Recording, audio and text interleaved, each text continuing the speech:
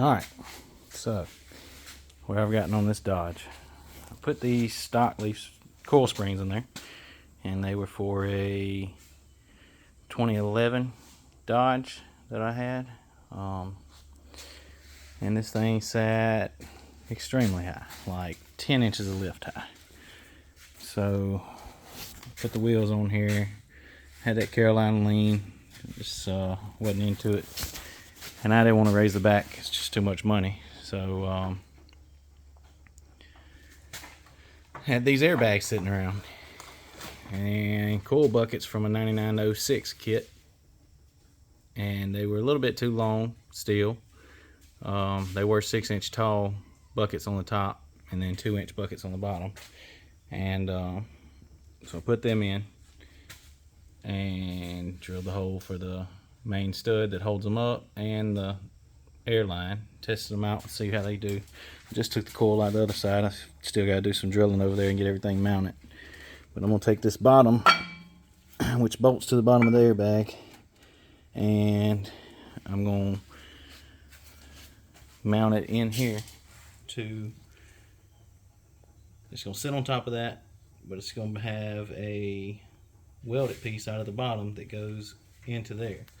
I think for that that's where the shock originally goes, so I think I'm gonna cut the actual thing off the shock, and then I got some 1/2-inch plate. I'm gonna weld some 1/2-inch plate between that and there. It needs to be 4 inches long from the center of the hole up to that, and then that'll have it where it's stationary in place and bolted to the bottom of the airbag. But if I ever need to change the bag, I just take the bolt out that goes through the original shock mount and take this off, pick it up, get the bolts out, instead of it being, just gonna make it better in the future.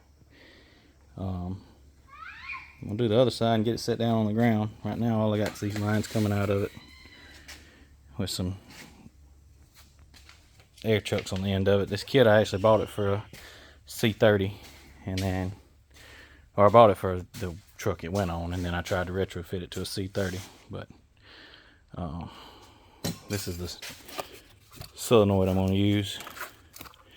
It's actually double-sided in and out, but I'm going to tie the front together, and instead of that way they work as one single up and down, and I'm going to leave the two back ports open for the back helper bags.